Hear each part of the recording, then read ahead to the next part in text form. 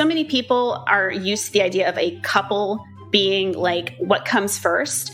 So whenever you approach non-monogamy at all, you have to kind of start breaking down what that looks like. You have to I think you need to be willing to sort of unpack these sort of, again, societal norms that we all grow up with and recognize that this idea of you being in an entrenched into each other's stuff couple doesn't have to be true in non-monogamy. It doesn't. You can still be together, but separate autonomous human beings.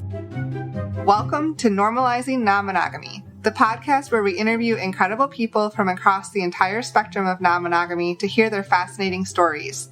We strive to bring guests on the show who have a healthy approach to non-monogamy. However, it's important to remember that everyone does it a little bit differently, and the views and opinions expressed by our guests do not necessarily reflect our own.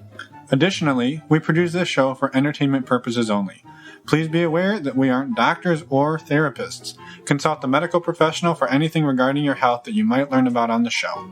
Enjoy! Welcome to episode 194. We're Finn and Emma, and today we have a super fun interview. Well, they're all super fun, right? But another super fun interview with Mandy. Yeah, Mandy's fantastic, full of energy, a true delight. She is. So we're really excited for this. She is about 33 years old. She lives in Maine. She's got an awesome YouTube channel called Mainely Mandy. Yes, go check it out. Definitely go check it out. A handful of really great videos on different relationship styles, unicorn hunting. She'll talk about that one. It's just great energy, a fantastic conversation, and we're really excited to have her on the show and get all of her work out in the world. So thank you, Mandy, for being here. Thank you, listeners, for listening. One quick note about something that was mentioned during this episode that we wanted to clarify. She brought up Dedeker's book. Dedeker is one of the co-hosts of the Multi-Amory podcast, and none of us could remember exactly what the name was. It is The Good Girl's Guide to Polyamory. Nope. I still fucked it up. The Smart, God damn it. The Smart Girl's Guide. The Smart Girl's Guide to Polyamory. This is what I did during the episode. You'd think I'd have learned. The Smart Girl's Guide to Polyamory. You even wrote it down. I did not. You wrote it down. You wrote it down in your notes. Oh, I did.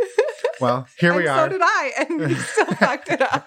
So let's say that one more time in case you missed it. The Smart Girl's Guide to Polyamory by Dedeker, one of the co-hosts of Multi-Amory. Sorry, Dedeker. Yes. We'll put links to that book in the show notes, though, for sure. Yeah, so you don't have to remember it, and neither do we. Oh, boy. Well, now we know it, so. Do we? Yeah. You don't think we'll ever mess that up again? Well, don't jinx us. Anyway. I know us well. Thank you, Mandy, for reaching out, coming on the show. We love talking to you, and we're excited to get this interview out there. Before we jump into her interview, we do have a lot of really exciting announcements. So if you usually skip through these announcements, please listen this time because we have a lot of exciting ones. And this intro is going to be a little bit longer, but we're going to try to get through things as quick as possible. Considering it's already been over 2 minutes because you messed up the name of... you messed up the name of the book.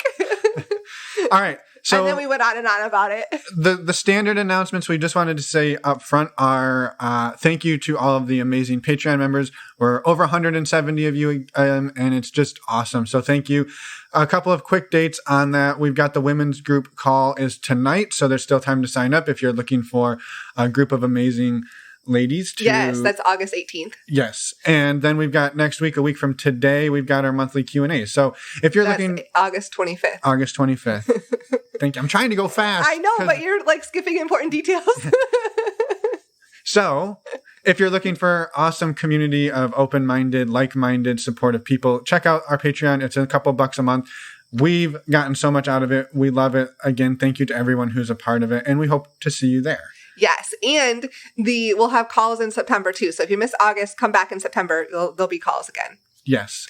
The next one is we're bringing back our virtual meet and greet in September. Everybody has been bugging us. Yes. Kindly bugging us. Thanks for your patience as we took a couple months off for the summer, but the next virtual meet and greet will be September 22nd. That is a Wednesday night from 9 to 11 p.m. Eastern or 6 to 8 p.m. Pacific. That's correct. And we are super excited for this. We did change up a couple of things this go around. We're trying some new things. Yeah, so the cost is no longer $10. It is pay what feels good. We've done this at some of our in-person events in the past. And as you will hear in a few minutes, we're doing this again for our in-person events that are coming up. So when you sign up, you get to select how much this event is worth to you. And afterwards, if you would like, you can also throw a couple bucks our way if you felt that you got way more than you expected. Yes. So we don't want cost to be a barrier of entry to anybody for being a part of these types of events and finding this type of community. So everybody is welcome as you are. And thank you. Yes. If you want to sign up for the virtual meet and greet, go to our website, normalizingnonmonogamy.com, and you'll see at the top, we now have a community tab, and under there, you'll find the virtual meet and greet. Go sign up there. Yeah. Well, you're also under that tab, you'll find the in-person events, which is the huge news we've been so excited about. We've been waiting for, 2 years now to do these again, because almost 2 years. Our last in-person meet and greets we did back in fall of 2019. And back then we were so naive and thought, hey, in 2020, we'll do a whole bunch of in-person stuff. And then apparently we couldn't do that. Apparently there was a pandemic that is still going on. Which brings us to an important point. Yes. Pandemics. First of all, we take your health and our health extremely seriously. And because of that, we feel it's important to talk a little bit about what we are doing to keep these in-person events as safe as possible for all of us to minimize the risk of COVID. Yeah, absolutely. So number one, all of our events are going to be outdoors or in venues like a bar or a restaurant that have a large outdoor patio or a large outdoor space to keep us outdoors, keep us spread out as much as possible. We're going to be talking in a minute about our first event, and it's actually in a city park under a giant picnic pavilion outdoors. Mm-hmm. So that's number one. Number two, we're going to make sure to keep in mind any local guidelines that are out there on gathering size and mask policies. So we will be looking those up and following those guidelines. And the last one is vaccines. So we are requiring at our events everyone to be fully vaccinated. And to do that, what we're asking when you sign up, that you give us your dates that you were vaccinated. So either the one date if you got the single dose shot, or both dates if you got the double dose shot. And we're also asking that you bring your vaccination card with you, as we may decide to spot check them along the way, just to, again, make sure everybody is safe and keeping everyone as safe as possible. This just, again, super important to us. And we understand that this may be something that you strongly disagree with. We understand that. If this offends you, please don't send us an email. We're just going to delete it. And please don't come to the event. It's not going to be a good fit for you. We're not going to be a good fit for you. We're going to probably offend you in many other ways. And there's a ton of other events out there that might be a better fit for you. Please find one of those and keep ours as safe as possible. Yes. Thank you in advance for respecting that, as we respect your decisions to do what you will with your body. Yes. All right. So with that now said, the fun stuff. Well, it's important. That's important stuff. So this is also important. Our first in-person meet and greet. I almost said virtual, but it's not virtual. I'm so used to that. Our first in-person meet and greet will be in Ann Arbor, Michigan. That's going to be on September 28th from 6 to 9 p.m. Eastern. So this is going to be outdoors at a city park, and we have a pavilion reserved, and we're going to be meeting and greeting. Yeah, and we've also pulled a permit, so you are allowed to bring alcohol if you would like. You can bring food if you would like. We won't be providing either of these things. Maybe some snacks. Yeah. I don't know. Finn's always eating, so there's a good chance I'll have some food there. But all of the full details on the exact location are available once you sign up. And again, this event is a pay what feels good event. So when you sign up, you get to select how much it's worth to you. And so the other events we have coming up are tentative dates. We don't have full details on these ones like we do for Ann Arbor, but we've got one in Atlanta, Georgia that's going to be on October 13th. Again, time to be determined and location to be determined. We're ironing that out in the next couple of days. And potentially one on October 27th in Tampa, Florida. Yes. And the other important piece that we wanted to mention here on these in-person meet and greets is that if we do end up canceling them for whatever reason, most likely that would be a COVID-related reason, we will be issuing full refunds to everyone.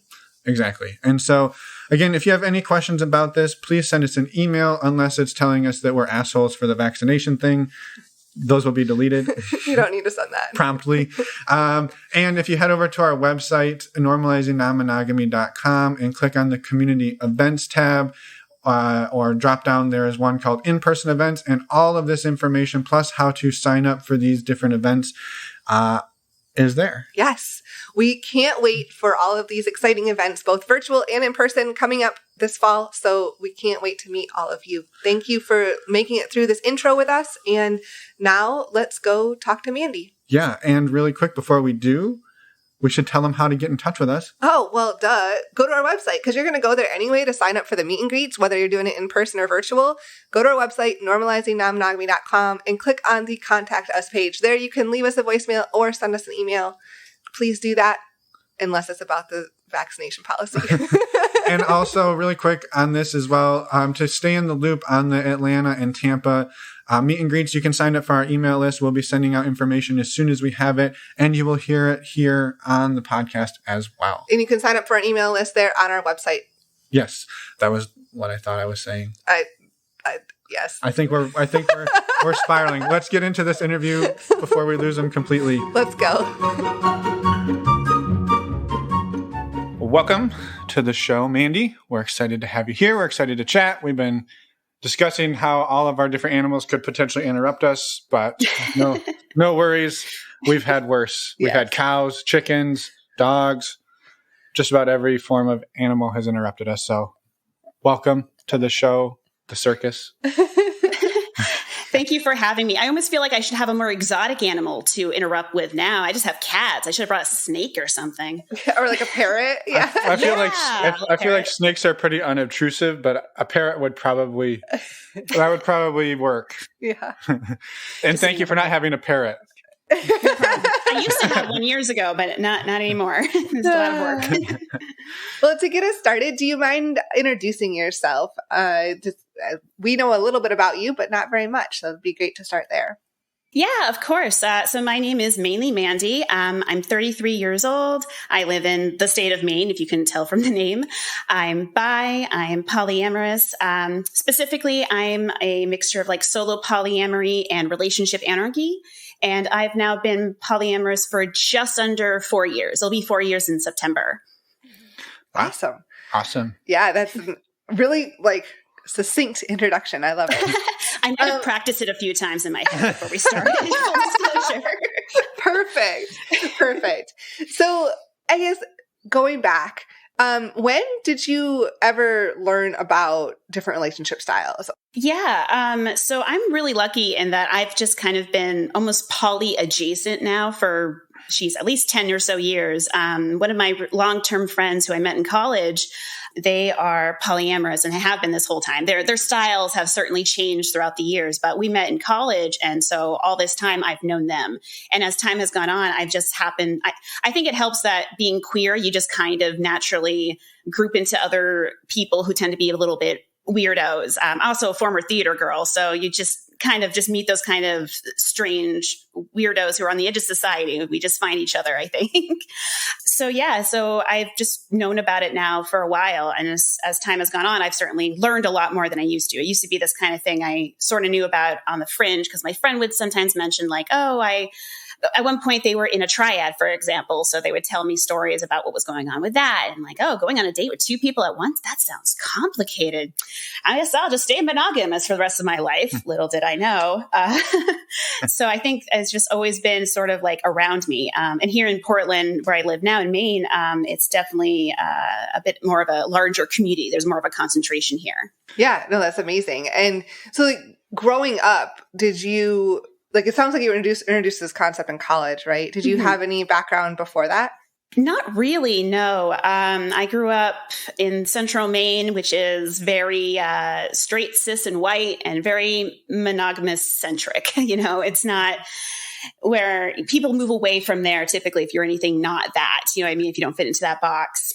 So I really didn't know anything other than the occasional like TV threesome I might see. Like I used to watch Nip Tuck a lot, and occasionally they had some kind of forms of non-monogamy on that show. But in terms of like anybody I knew in real life, no, I really didn't know anything about it until college. And what happened 4 years ago that took you over the threshold from I have a roommate who's polyamorous to here we go?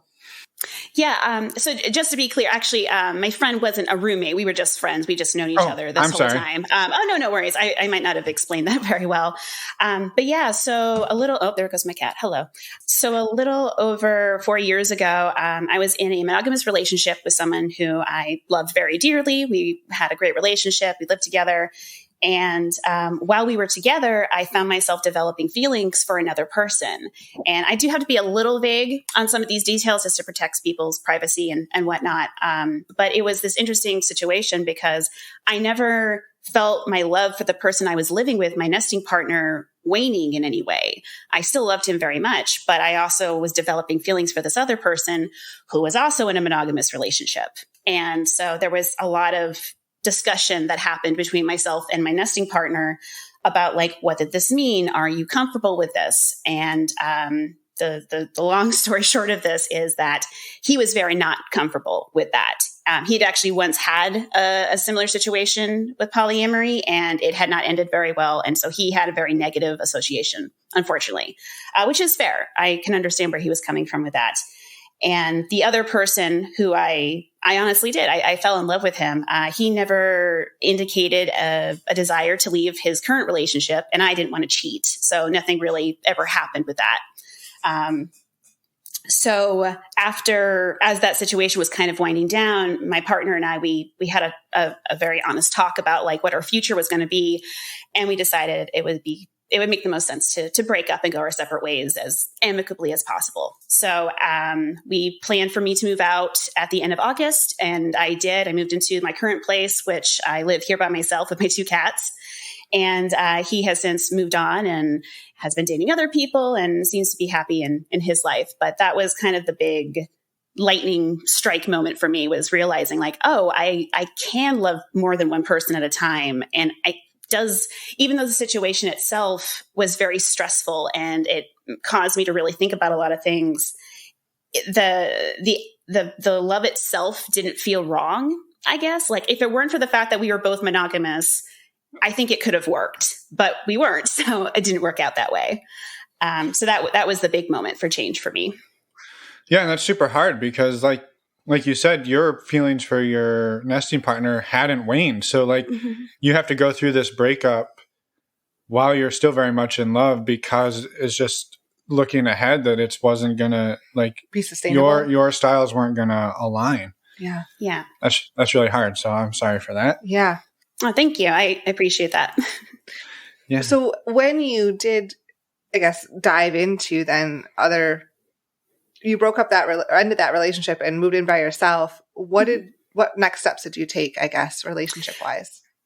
So I'm kind of a bit of a nerd that if I don't understand something very well, I want to research it before I do it. Like if I want to learn how to make bath bombs, I'm going to read a bunch of Pinterest blogs so I know how to do it right. So I started reading all the classic books. I read The Ethical Slut. I read Sex at Dawn. I read, what's her name? Dedeker from the Multiamory podcast, her book, The Smart Gals Guide. Yeah. Smart girl, I think smart girl's got Smart girl, good girl, whatever it is. Some girl's guide to polyamory. I really like that book too. And I just started reading all these books. I started reading articles. I started listening to a bunch of podcasts and was just absorbing as much as I could. Because I already knew that newcomers to the polyamory world can sometimes kind of come in at a disadvantage because sometimes more experienced polyamory folk don't want to date them. And with good reason. I can understand why that boundary exists for some people. It can be hard to date someone who has literally no idea what they're doing. And sometimes people come in and say, I'm ready to be polyamorous. And then they have one bout of jealousy and go, nope, never mind. And they just immediately jump ship again. So I really wanted to take that time to make sure that I was educating myself and really trying to start unpacking all of those sort of monogamous centric ideas I had grown up with all this time before I just immediately started dating people. So I don't think I made my first dating app profile until, let's see, I broke up with my nesting partner in September. So I think it was like December or January before I even made a dating app, because I was just not made a dating app. The first time I made a dating profile was several months later, because I just really wanted to be sure I knew what I was doing and had sort of those boundaries and sort of myself figured out before just jumping right in. Mm-hmm. Yeah. And how did it go when you did jump in? Yeah. Well, first I have one other quick question. Did you, I'm curious what happened, the other person that you developed feelings for, did that relationship continue or what happened there? So he's still in a monogamous relationship with the person that he was with, and they've been together a very long time. And I think they're going to probably be together for the rest of their lives. And I wish him well. We are still friends, but, there's definitely some boundaries I've established between the two of us, just for my own sake of being, because my heart's a dum-dum sometimes, it can just start fluttering for the stupidest reasons. So I have a little bit of distance between us now, but he's still in that same relationship, and I wish him well, but we're just friends now. Yeah. Just friends. Yeah. Yeah. Thank you for sharing that. And now, what Finn said was, how did it go once you dove into dating? The way it always goes when you jump into dating, no matter what you're doing. But it's definitely challenging. I'm in Maine, which is not the biggest state. I'm queer, which also whittles down the dating pool, and I'm child free, and I'm now polyamorous. So it definitely was challenging sometimes. I would sometimes match with someone. We'd start talking. We get to the polyamory discussion, and they were not always super thrilled with it. Or they would say like, oh, well, I would be okay to date for a little bit, but then I eventually want to find my forever partner. And there's nothing wrong with people like that. I just know I don't like the idea of dating someone, getting attached to them, and then them going, oh, this other person's promising me monogamy, so see ya. I don't want to deal with that either. So I had a few situations like that. Somebody who had some fantastic conversations with very early on. We met it was like January of following that breakup. Mm-hmm. We saw each other for a while. Everything was going really well. And we had those conversations about polyamory, and he seemed to be totally on board with it. And then I think it was like April or May, we ended up breaking up because then he realized he wasn't okay with it after all, which is about the time that me and a friend of mine were developing like a sexual friendship, basically. And I had asked him how he felt about that. Like did he was okay seeing it? Did he want us to keep that to ourselves? And he wasn't really sure. And then in his own time, he sat down, thought about it, and realized, oh, I'm not comfortable with any of this at all. I was like, oh, okay. So we broke up. Again, very amicable. Both he and my former nesting partner are people I'm still in touch with. Like, we still text each other sometimes. So all this is very amicable. And I don't think it's wrong for people to realize that polyamory isn't their thing, or any brand of non-monogamy. But admittedly, it was a little disappointing, because I was like, I did everything I was supposed to. It was on my dating profile. I made sure to tell them my specific brand of polyamory. I did everything right. What's going on here? So it was a little disappointing to start off with at first.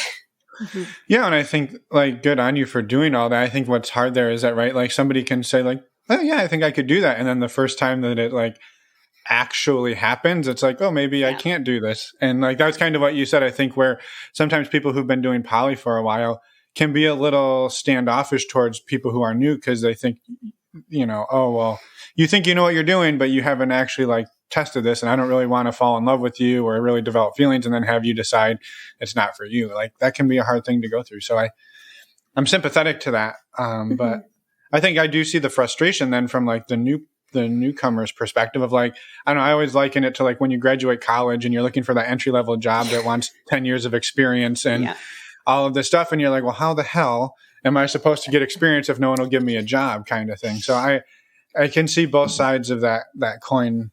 Yeah, totally. Very well. So 100%. Yeah. It's like, look, if you just hire me, I promise I will work my little heart out, but you got to give me a chance. But some people, they want someone who's a little more of a sure thing. And I get that. I totally do.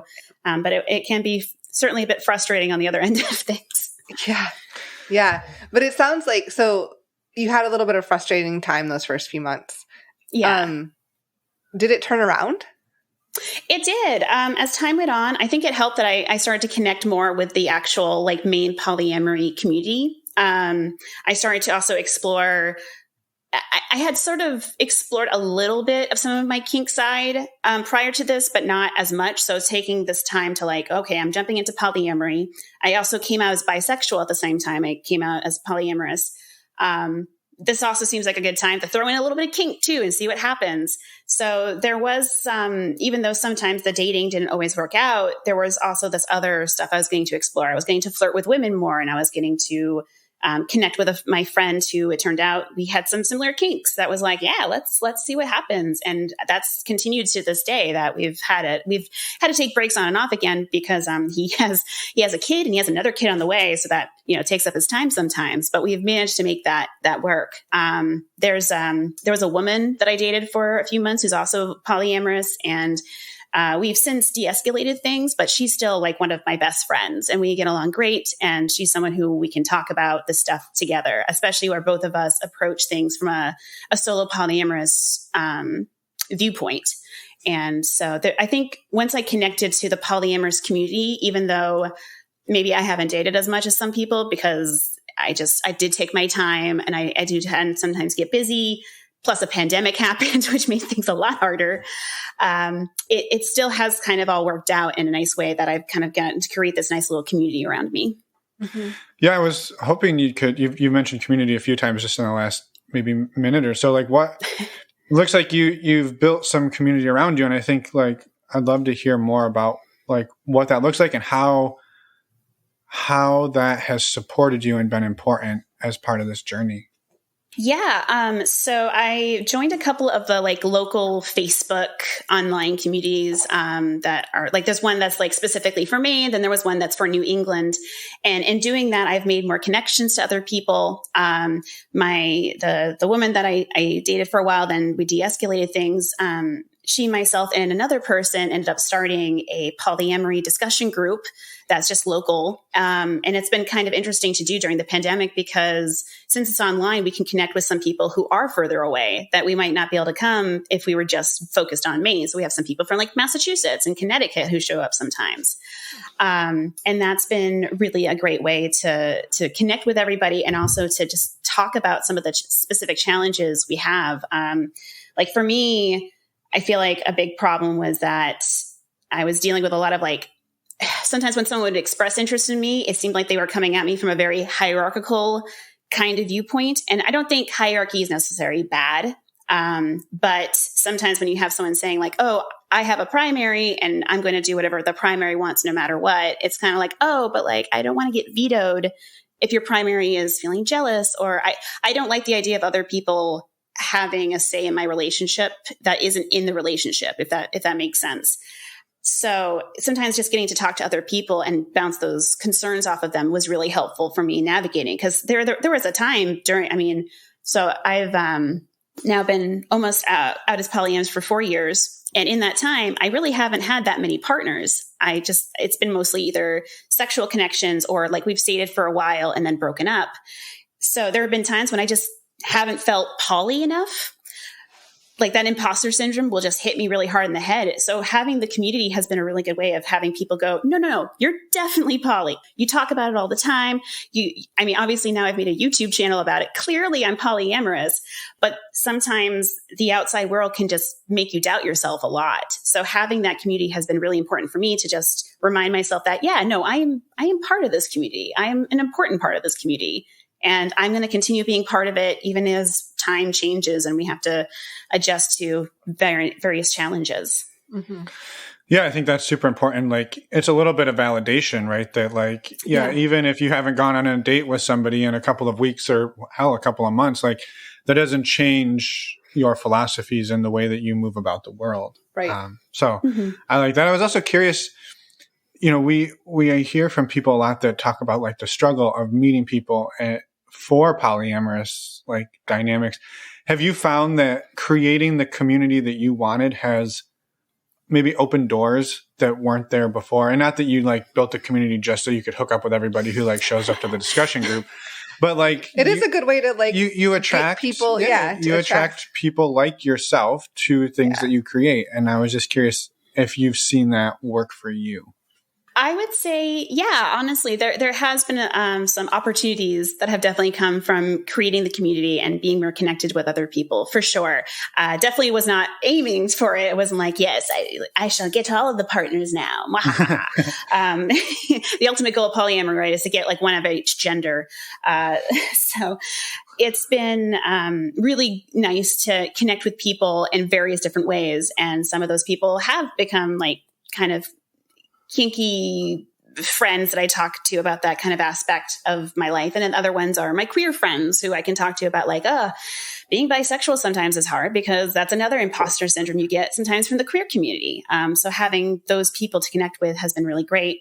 And then there is the dating aspect of there's definitely some people who are interested in me, which makes sense. I'm adorable. And that's sometimes nice to explore. And humble. Thank you. And humble, yes. I'm so humble. I'm the most humble person you'll ever meet. I love it. So yeah, like there's definitely been some of that. I did go through a bit of a period, particularly with the pandemic, where it was kind of like, I appreciate all of your interest, but I need to like sit in my room in the fetal position for the next year. So hopefully we'll get in touch again soon. So there hasn't been as much, admittedly, because of that, but I'm starting to now come back into things and things are opening up again. Everyone's getting vaccinated, which is great. So hopefully those doors and those connections can continue to open and be made. Mm-hmm. What, I think we skipped over this earlier. What does your dynamic look like right now as far as your relationships? Yeah. So right now I have one long distance relationship with somebody who lives in Texas. Interestingly enough, he considers himself monogamous, and we can talk about that more if you'd like. And then I have 3, I like to call them sexual friendships just because I feel like friends with benefits has been kind of turned into this very casual, dismissive term. But they are 3 people that I sometimes get together with and we take off our clothes and see what happens. Granted, some of them I haven't seen as much because of, again, the pandemic, but we've made things work and we have very conscious conversations about like safety and such. Yeah, that's awesome. Yeah. And I think we'd love to circle back to your monogamous partner because I think that shows, maybe a level of acceptance outside of, it kind of goes back to that, right? Like some people aren't willing to mess around with poly people who are new. And you're like, I don't even care if this person's polyamorous. Like I look at the relationship, I look at the person and we figure it out for ourselves. And I like that. Yeah. My partner that lives in Texas, we met in a charming dating app called Twitter, and we've just been following each other for a long time. And so I talk about being polyamorous on Twitter quite often. So he knew, and it became this dynamic where, originally we were just liking each other's tweets and then you're in each other's DMs. And then next thing you know, we have each other's numbers. And it's really been in the last couple of months that we became like officially romantic partners. And we had a really in-depth conversation at the start of things where it was like, look, clearly there's some flirting and some stuff happening here.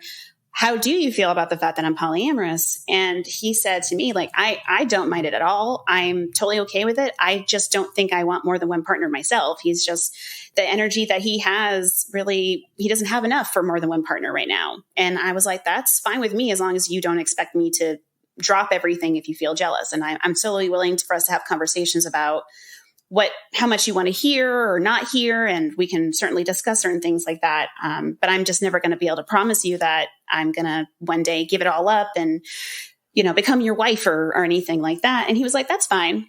That's fine. I think sometimes the relationships between polyamorous and monogamous people can work as long as there's sort of this understanding that the person who's monogamous isn't like sitting there seething and resentful that you're off dating other people. Like, I think it has to be kind of like when your boundaries kind of are compatible, even if they're not the same.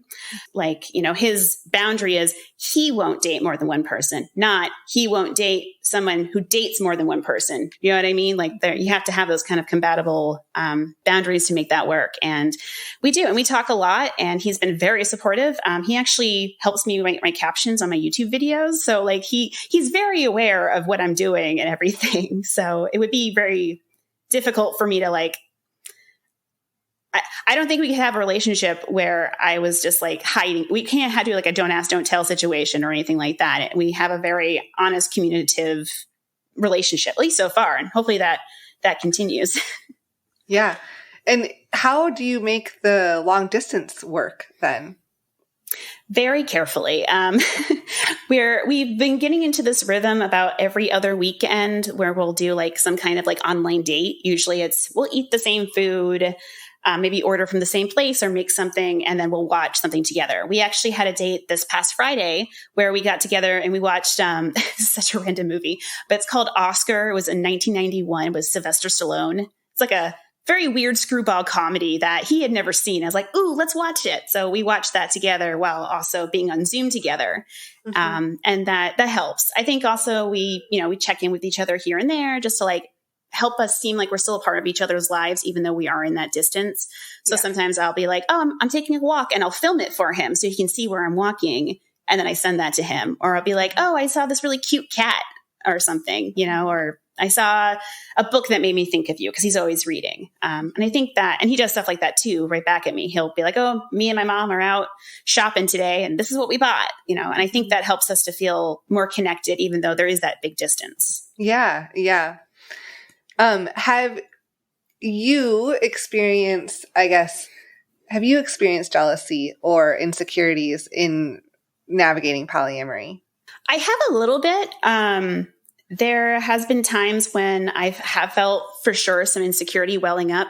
I've noticed that a lot of my jealousy tends to come from a kind of like FOMO almost. It's that fear of missing out. Like, oh, you're doing something with this other person and I'm not there and I'm missing out on that. And then I have to kind of talk myself through like, okay, well, first of all, do you even want to be there? Like if they're rock climbing, do you have any interest in that? And the answer is no. I'm terrified of heights. I have no interest in rock climbing. They can have that. That's fine. So then I have to think about like, well, okay, what are the things that I have with this other person? And this is something I experience not even just in romantic relationships. I can experience this in friendships as well. Like if I see two of my friends have gone to the beach together, it's like, oh, I kind of would have liked to have gone to the beach too.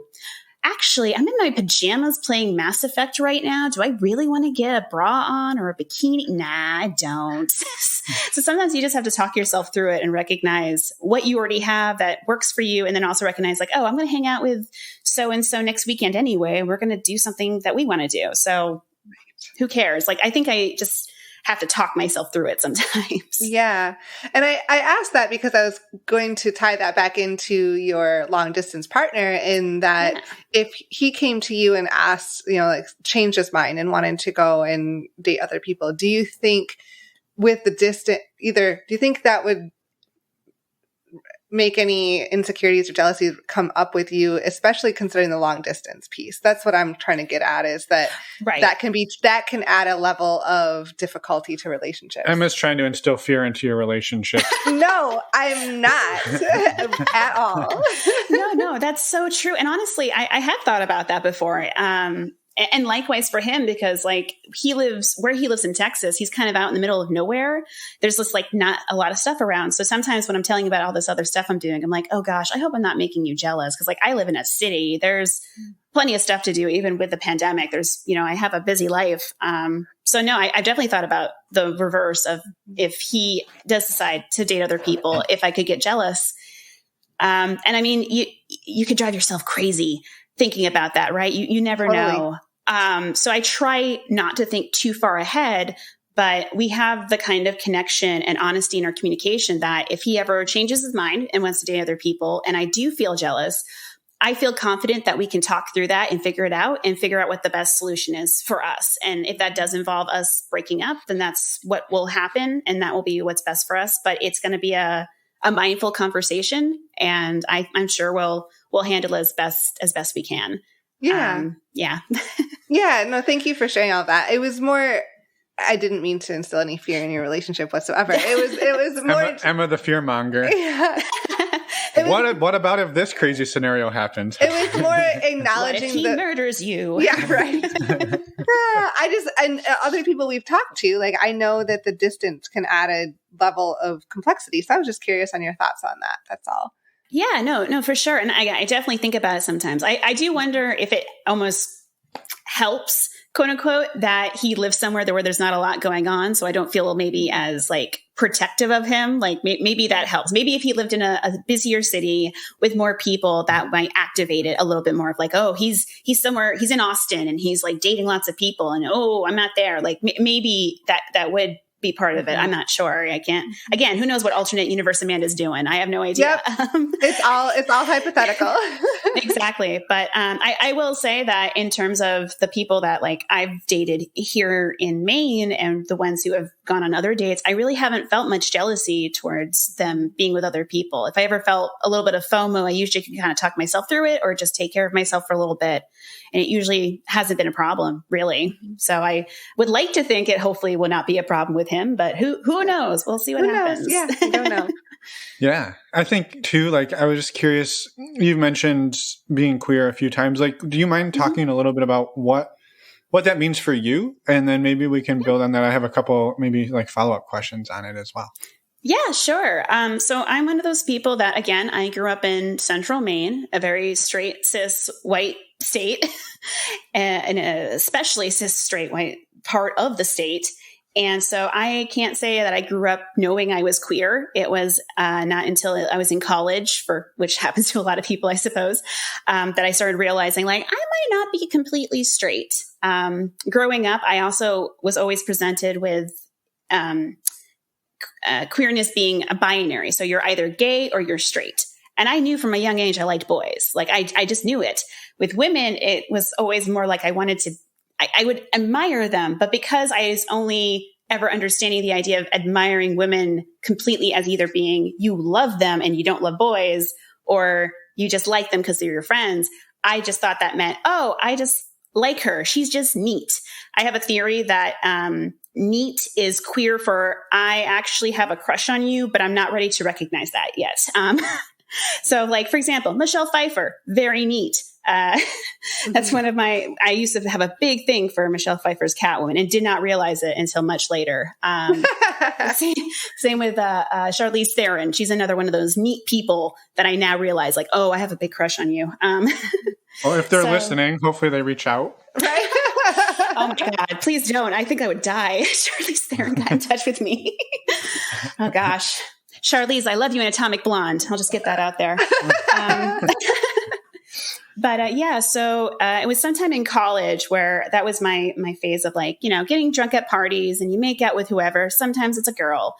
And then sometimes like during the week when I'd be going to classes, I would see an attractive woman and just think to myself, oh, wow, she's so pretty. I wish I was at a party drunk so I could make out with her. And it took me a few times before I stopped and went, there's another option that doesn't involve being drunk off my ass to be with a woman, Amanda. Not to mention, this is around the time I started to learn about trans people and non-binary people. Because again, lived in a very small Maine town, did not meet my first trans person until probably college, I think, or close to, or outwardly trans, I should say, because I probably didn't know it. So once I started realizing that was more of an option, I did have these long conversations with myself of like, okay, what does this mean for me? So for a while, a little bit after, the years after college, up until I was 29, I called myself heteroflexible for a while, which was my way of saying like, okay, I'm definitely not completely straight, but I don't know if I'm interested in actually pursuing women because women are pretty and scary. So I think I'll just admire them from over here and occasionally maybe we'll make out, but I don't know if I'm ready to really pursue women.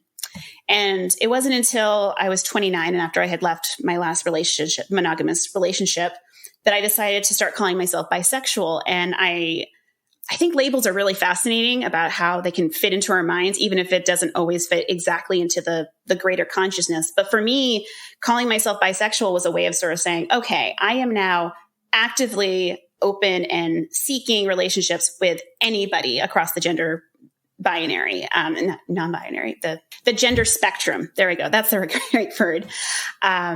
So I now do sometimes respond to women's profiles on dating apps. I sometimes ask women out on dates. Not very often, because again, they're still very pretty and I'm still scared. A true bisexual disaster over here.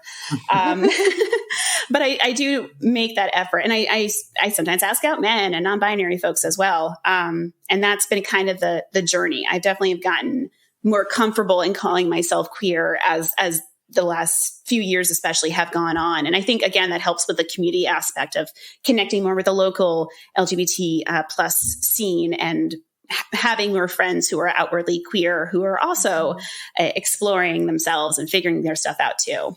Yeah, that's amazing. And thank you for sharing all of that. And I think it kind of goes with the question that I had of like, how have you seen yourself like grow and change over the last few years since you started exploring non-monogamy? But it sounds like that also coincided with exploring your queerness as well. So maybe it's hard to separate those two.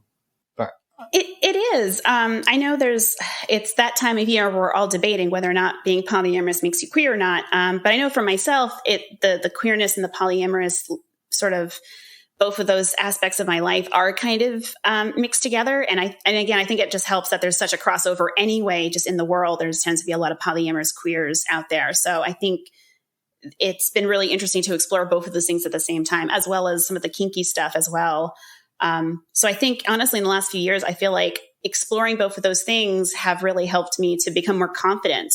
Along with all of this, on top of this, I've also been actually I keep liking to say it. I've been trying, which is I have been exploring going to stand up, like going to open mics finally. I didn't start doing that until literally I was 30 was my first one.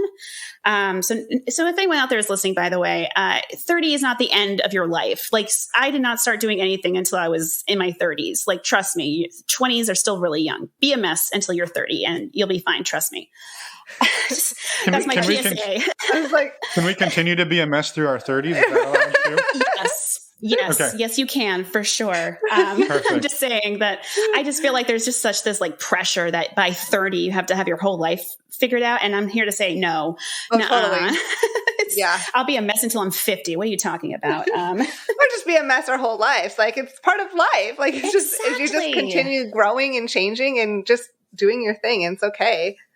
Right. I mean, I think that's been, I feel like this is like really a tangent now. So we can totally circle back here in a second. But I feel like one great thing about growing up is like you get to like your late 20s and your 30s and you go, this is what my mom was dealing with.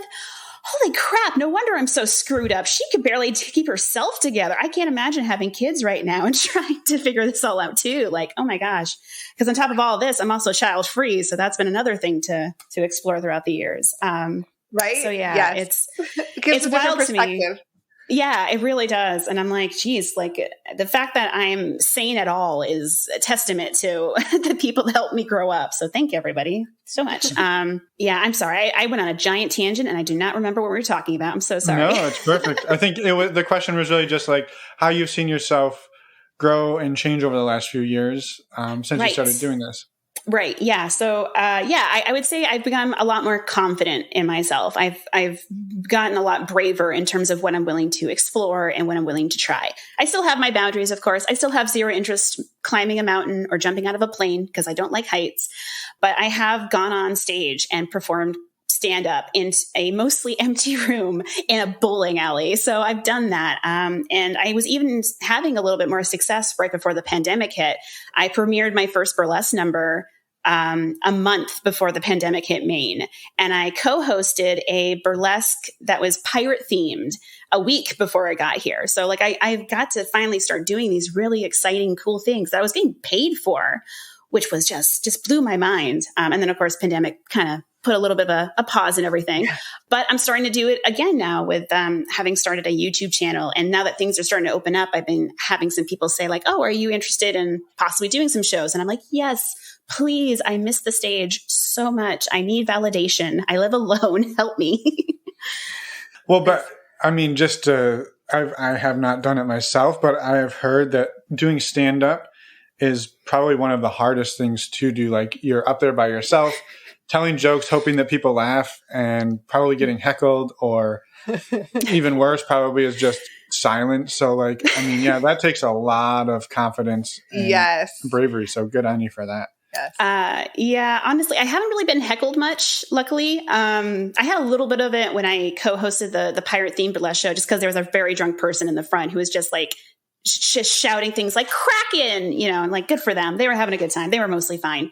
I will say that the worst experience I had in an open mic was that two guys started to have a fight over a stool during my set. And I didn't know what to do. I completely froze. I completely forgot all my jokes. I just stood there silently while these two grown men were screaming over this stool. And I don't know why. I don't know what the stool did. I don't know why they needed to fight over the stool. There were others, but apparently this one in particular was very important. So that was one of my worst nights. I just completely forgot all my jokes and was like just deer in the headlights watching these two men fight. Oh boy. Yeah. Well, it's a memorable experience. No wonder you're bi. Right? Men are assholes. They are sometimes. Obviously present, company excluded. Right. Sometimes. It can definitely be challenging, but I really love it. I love getting up there and having a joke really land. I even love it sometimes when a joke doesn't land, because then you can go back and to the drawing board and go like, what didn't work? Was it the punchline? Was it the setup? Was the setup too long? Sometimes I've had jokes where I really like the punchline, but the rest of it sucked. So I'm like, okay, I'm holding on to this punchline. I just got to figure out the right story to put it in. You know what I mean? So, and I've told jokes about being polyamorous and bi, and I've made a lot of jokes about making, dealing with unicorn hunters, especially, which people seem to really enjoy. So it's been a lot of fun. It's been very cathartic, I think. Yeah. Is the unicorn hunting something that you've dealt with? Unfortunately, yes, they're everywhere, and even here in Maine. Luckily, most of my experiences with them have been pretty benign. Like I can spot a unicorn hunter like a mile away at this point. So if I see one coming, I'm usually like, nope, no, thank you, and just dodge them like the Matrix bullets coming at me. I did have one experience where, like very early on, when I first came out as polyamorous, where I had a night where I was sort of like, maybe I'll try being a unicorn and see what that's about. So I did purposely seek a couple. This was back when like Craigslist personals were still a thing. So I did have a one-time experience with a couple. And honestly, it was actually pretty decent considering it was a little uncomfortable and we were in a couple places, but it wasn't as bad as some. But I've also had some really, really good friends of mine deal with some really shitty unicorn hunter situations. Like didn't know that they were expected to date both of them until they had already gotten really invested in one of them and then got vetoed out of it and then saw them telling lies about why they broke up later, like really nasty stuff. So I'm pretty anti-unicorn hunter these days. Do you have any tips, I guess, for people dealing with that dynamic? And maybe we should also back up and do you mind like defining to you what a unicorn hunter is, just so that if anyone listening is not familiar? Yeah, of course. So unicorn hunting typically is when a straight man and a sexually fluid woman of some kind are looking for a third to add to their relationship. That's typically the phrasing they do. In a lot of ways, unicorn hunters, what they want isn't necessarily a bad thing. Triads can be fantastic. I've known people in triads. The problem specifically is for unicorn hunters, and why they specifically get that name is that they tend to still center themselves in the relationship. And then the unicorn is almost like an accessory. She's like a sex toy usually.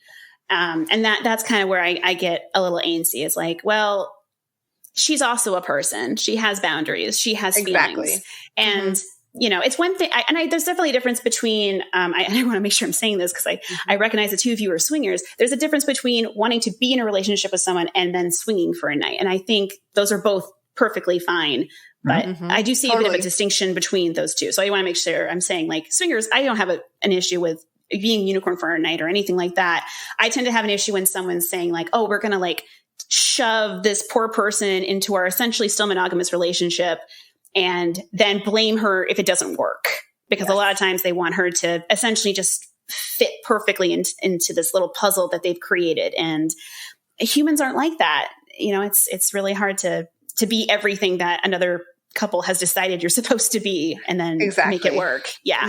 Yes. No, I think that was a great way to describe it. And thank you for doing that. Yeah, it helps that my very first YouTube video essay was about unicorn hunters, and it's almost an hour long. So I've thought a lot about unicorn hunters in my time. Is there a way it to you that like to go about that in a better way, right? Like you said, triads aren't necessarily a bad thing. But like, as maybe you're the couple who is like, well, that is what, like, we're kind of seeking out a triad with another woman. Like, is there a way to do that that isn't the unicorn hunting way that is so like sort of frowned upon? Yeah. So this is the number one way I think that triads can form in healthy, happy ways, and I know this isn't a very satisfactory answer, is honestly to let things develop organically. I know not many people want to hear that. People want to do the aggressively seeking and find that person like a gem in a cave or something. But honestly, the most successful triads I have known have happened because two people met and started dating, and then one of them started dating another person. The original partner, person A, met that new partner, and then they all just happened to work out. Like, I know people don't like that answer, but that's the best examples I've seen of triads. If you're actually seeking it as like, this is a dynamic we really want to have, I think you just have to really dial back the pressure on this person that's going to be coming into your dynamic. I think that's a big part of it. Like, I think you need to be open to the idea that that person might only like one of you. They might not fit in well into your schedule, because fitting into just one person's schedule is hard. Now you have to fit into two-person schedule. Just being open to having honest conversations about what your boundaries are, you separately as people. I think that's a big part of it too, is just maybe not thinking of yourself as a unit coming into this. Maybe think of yourself as two people who are interested in maybe having another relationship with a third person, and just see what that looks like. And just be open to the fact that, yeah, it might take you a very long time, because it's virtually impossible to create that dynamic, even accidentally, let alone when you're purposely trying to do it. Yeah, I think too, what's important to remember is that it's not just couples looking for women. This could be any gender person who's out there on their own, sort of getting, because you're the solo person, it can be, I think, easy for a couple to be self-absorbed, and not really think about the other person's like feelings and needs and wants, even though that doesn't mean those people are like shitty people who don't care about other humans. But like, when you get wrapped up in your stuff, it's sometimes, you get a little self-absorbed. Totally. And I think also so many people are used to the idea of a couple being like what comes first. So whenever you approach non-monogamy at all, you have to kind of start breaking down what that looks like. You have to I think you need to be willing to sort of unpack these sort of, again, societal norms that we all grow up with, and recognize that this idea of you being in an entrenched into each other's stuff couple doesn't have to be true in non-monogamy. It doesn't. Like, you can still be together, but separate autonomous human beings. I mean, that's one of the reasons why solo poly really appeals to me so much, is that I am a separate human being. Even when I'm in a relationship with somebody, I am still mainly Mandy. And that person is very important to me. It took me a long time to get to be this person. And I think sometimes with couples that are looking for that third, they can sometimes forget that they are two separate humans as well. And so sometimes they just have to really think about why they enter into the dating world like that. And it's hard. It's hard. It's really hard to unlearn that stuff. Yeah. Super difficult. Yeah. I was going to change the subject a minute. Do you have any follow up on that? No, I think maybe just to say that, I think there are ways, like you said, there are ways to do this that you aren't preying on people. And I think I just didn't people listening who are maybe looking for somebody as a third or looking for another person. There are ways to do that. You're not just these evil, shitty people, right. but right. proceed with caution, because the other person or people that you find are again, humans with feelings. And, exactly. And it comes down to treating those other people as humans with agency and feelings and all of that stuff too, throughout the whole journey. Yep. No, I completely agree. As I said, I don't think wanting a triad is bad. I think unicorn hunting specifically describes a predatory type of behavior. So if you're being accused of being a unicorn hunter, maybe take a couple steps back and think about why that might be, and then proceed after that. That's my biggest piece of advice. Fair enough. Yeah. All right. Switch the topic, Emma. Okay. something new. I get hung up in the unicorn. I know. No, that's totally fair. And I know you have such a wide variety of people that listen to this. And I'm definitely not here to be like, screw triads, screw people who want a third. Like, it's definitely not that for me. I've seen so many people get hurt by unicorn hunters. I get a little defensive of all of us, especially as solo poly people, because we tend to be the ones that are getting hunted. So it can be a little scary from our end. Yeah, absolutely. Yeah, totally. Yeah. And thank you for sharing. Yes, thank you. What I was going to change the subject to is I'm curious, how open in your life are you with your family and friends about your relationship dynamic and that you're queer? It sounds like you're pretty open, but Yeah, of course. I am very open. I think part of that is that I have inherited my mother's mouth and I can't keep a secret anyway. So I'm just going to, I know I'm going to blab about it about some point. Might as well do it from the get-go. There's a couple of places in my life where I'm not as out. And like, for example, I do work in an office. So at my office, I don't typically talk about being polyamory as much there. With that said, I am like Facebook friends with some of my coworkers and they know I'm poly. I talk about it on Facebook and on my other social media. So most people I work with that I'm actually friends with are aware. But like if there's I'm trying to think of some of the things we actually do. If there's like a pizza party and we're all getting our pieces of pizza and someone were to ask me like, oh, how's, your partner? I probably wouldn't be like, oh, he's good. He really loves the fact that I fuck other people. Like I wouldn't just open up with that, that kind of situation. But with that said, I do talk about it a lot. I have my YouTube channel and I talk about it on social media. My mother and family has all been very supportive actually of it. The only other person that I would say I'm not really out to polyamorous or queer is my grandmother. And that's kind of a choice I made just because as sweet and as loving as my grandmother is, I just don't think she'd get it unless I showed up with a partner of either gender or a bunch of genders and was just like, this is my polycule. You probably have questions. Let's talk about this. She's only ever known my boyfriends that I've ever brought home. And then when I have dated women, I just haven't dated them long enough to bring them to me and my grandmother. Plus I don't see my grandmother as much these days. So it's one of those things where as much as I would love to be open to her, I just don't think she would understand unless I literally showed up with two or more people and went to explain like, okay, Grammy. So first of all, I'm not straight. Second of all, I like to date more than one person. How you feel? Yeah. I would hope she was like, well, here's my polycule at the retirement community. That's the dream. That would be very surprising. Considering how conservative and how much of a good Christian woman she is. I feel like I've been making quote marks this whole time a lot. I don't know why. But if that ever happened, I would be so taken aback. I would have a lot of questions for her too. Yeah. Well, if it happens, we'd love to talk to her. I will update you if that ever happens. Perfect. I'll send you an email. Excellent. Yeah, I hope we're the first ones to get an email. If that yes, that's first people. Emma and Finn. I'll put that on the list somewhere. Right. Oh boy.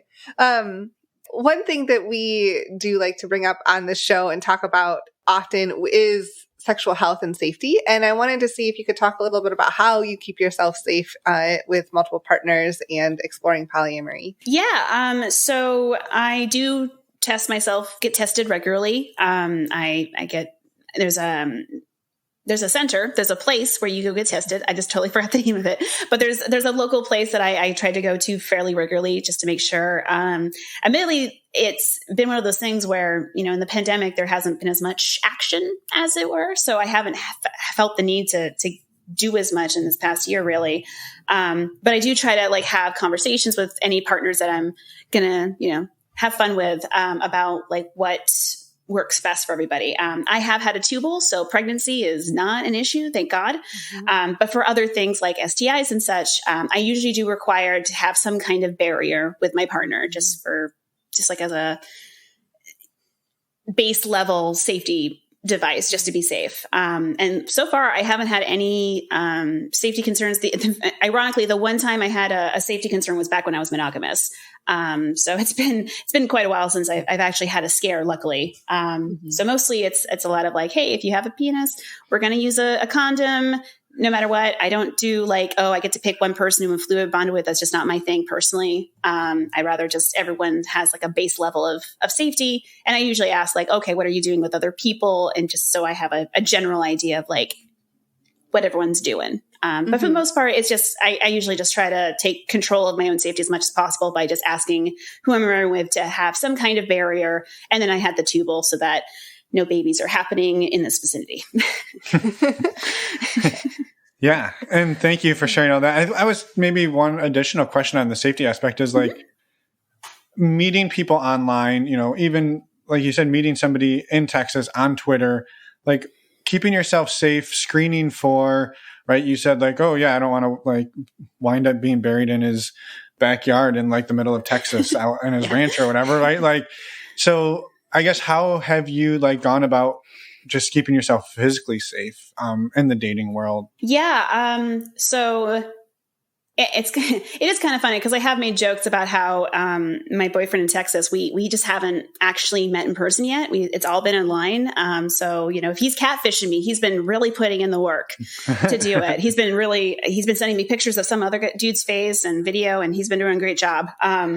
So maybe when we meet in person, that the safety aspects will be interesting to figure that out. But so far, it's going well with that. In terms of meeting other people online, I usually have a rule that, we won't go to my apartment or their place the first time we meet. Like we'll meet somewhere public. Lately it's been like, parks or somewhere outdoors just to be careful of COVID and such. I usually try to tell people like what I'm going to be doing, where I'm going to be going. I'm very close to my sister, so I do tend to tell her a lot of details. So she knows if I ever stop answering her phone calls, then okay, something's happened because we talk almost every day on the phone. So I have some of those like kind of built-in safety things. And I definitely have had issues where occasionally someone's been a little pushy about like wanting to meet up or go to my place or something, and been like, no, actually, this is a strong boundary, and if you don't like it, we're not going to meet up at all now. I had that happen once where a guy got really pushy on the first day of us talking, just through I think it was through Tinder or Bumble, where he was like, oh, I want to come over. I'm a doctor. You can trust me. It's like, I don't know that you could be anybody. You could be a serial killer for all I know. You're not coming over. And he sent me all these like pouty face emojis and stuff. And eventually I was like, okay, well now we're just not meeting ever. And I just unmatched him and blocked him. Yeah. The phrase, you can trust me. Usually you don't have to say that one. Right? Yeah. You can totally trust that I will not bury you in my backyard. Yeah. I didn't mention your backyard. I'm gone. Right. Yeah. Cool. Exactly. Red flags. Yeah. And I think too, like a lot of this, like you said, with your partner in Texas, like it's a judgment game, right? Like that's, not everybody on Twitter is a terrible human. It's just Twitter itself is a terrible place. Yeah. But, very fair. So yeah, I think you get to know somebody and like you said, you've watched movies and you guys video chat and you get a pretty good sense of who this person is and they're taking the same risk with you, right? Like there's that same risk. So yeah, I just appreciate you sharing and how you go about doing that. So thank you. Totally. We wanted to give you the opportunity to plug your YouTube channel and anything else that you wanted to talk about too, and make sure that we have, give you that opportunity. Yeah, thank you so much. I really appreciate you all letting me do that. So my channel is very new and it's just under my name, Mainely Mandy, like the state of Maine, because I love a good pun, I guess, like every other Mainer. And it's primarily about non-monogamy. I try to make videos that are about different aspects of non-monogamy from a sort of non-coupled viewpoint, because I feel like so much of the non-monogamy discussions and so much of the material out there does tend to come from sort of like people who are navigating it from having either a primary or a nesting partner situation. And that's not bad. That's great. We need that material out there, obviously.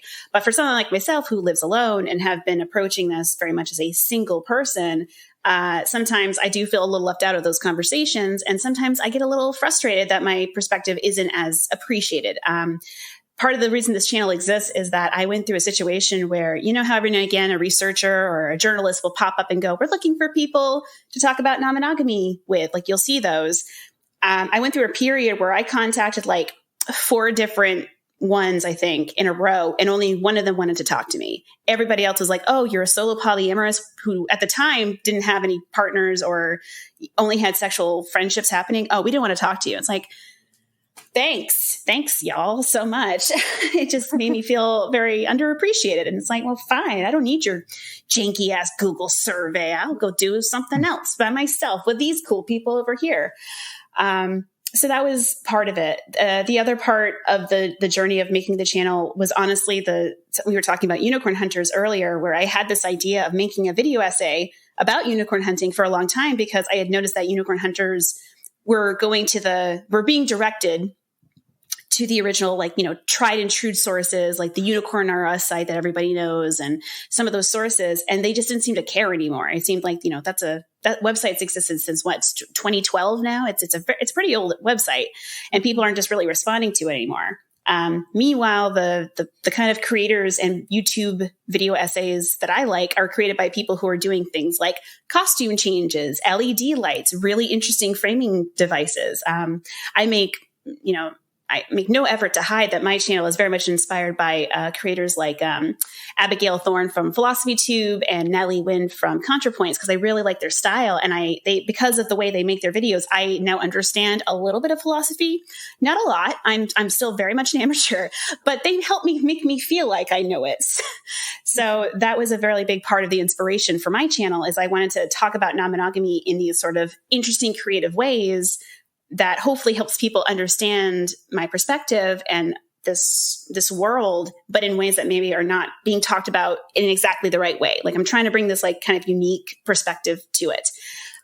So I have the first video was the Unicorn Hunter video it's actually 1 view away from being 1,000 views. So if you're listening to this, please go watch it. And bump that up.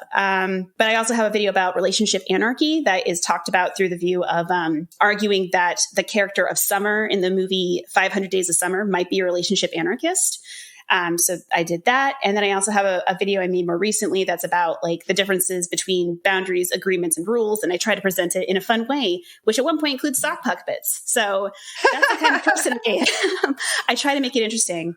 And full disclosure, sometimes I'm going to talk about things that aren't about non-monogamy, because I like lots of different things. And I think that's the relationship anarchist in me a little bit coming out to be like, well, I don't want to just talk about one thing. You can't put me in a box.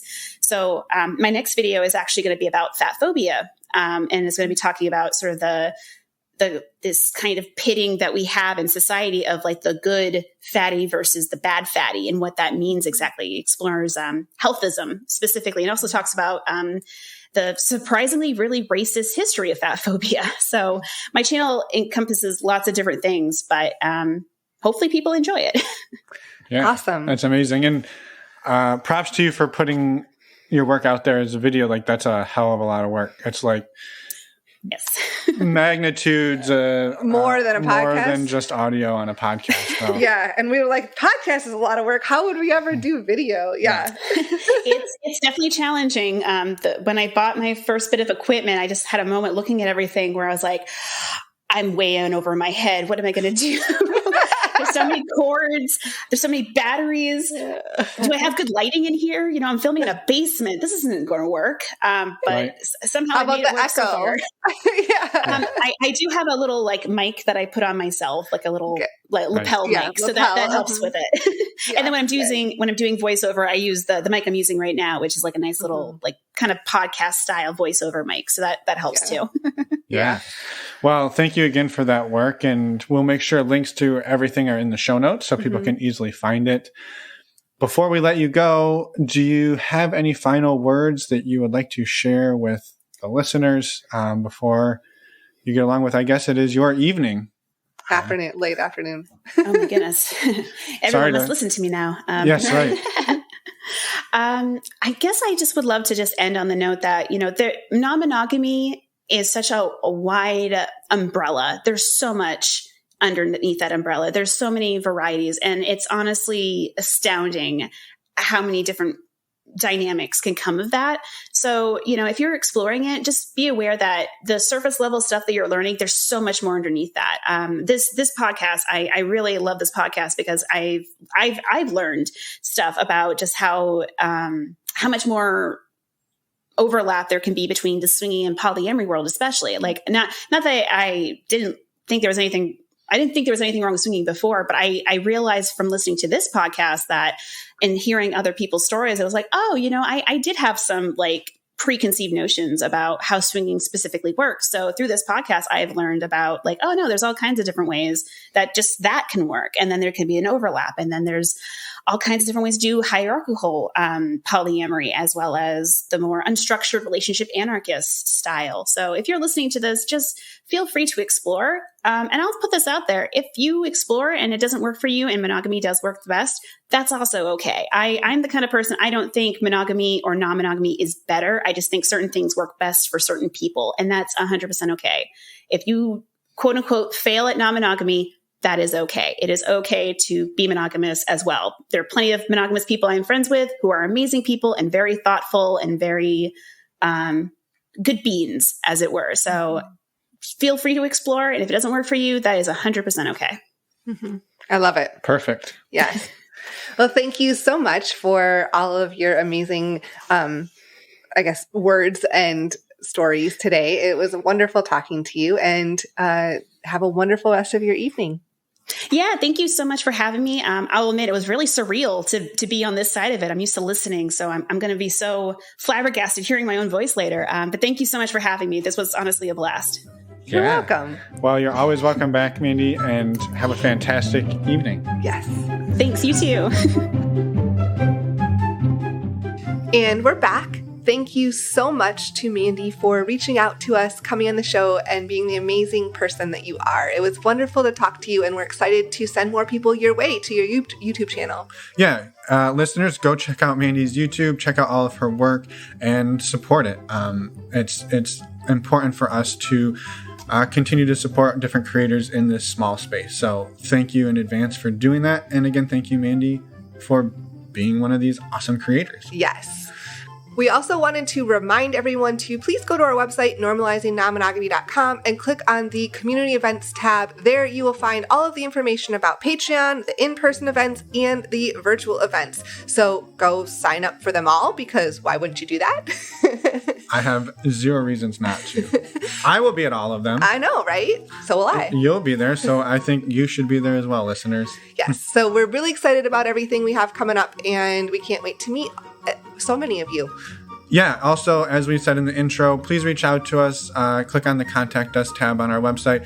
Send us an email. Let us know what you think of the show. Let us know what you think of Emma and me. Let us know how we're doing. Let us know who you are. We love to hear from all of you. We love to meet everybody that's out there listening. We respond to all of the emails. So thank you for listening and for reaching out and for supporting the show. Yes. Next week, we actually have a Monday episode. Oh man, new listeners that haven't been, like, if you're new in like the last 4 months, you have not heard our Monday episode. Man, we're super excited. So this Monday episode is actually a really, really, really, really fun. Is it fun though? I can't say really enough. It's a really fun conversation around orgies. Well, let's call them sexual gatherings. Sure. But we bring on, it's a round table with Leanne from episode 173, G from episode 180, and Zach from episode 141. That was episode 180, not 183. Oh, yes. You almost 183 to 180. That's 173, 180, and 141. So we have this amazing conversation. Stay tuned on Monday for that. Well, just a little primer on that. So sure. All three of them went to elite universities. So G and Zach both went to Yale and Leanne went to Oxford. And while they were at these universities, they were part of various organizations that were organizing orgies and sex parties. And they did a lot of work to make them inclusive and safe and fun. And so we brought them together to share with us how to do that. And we wanted to share that with you. And so we made a roundtable discussion about it. And it's fantastic. It's fun. It's a little sexy.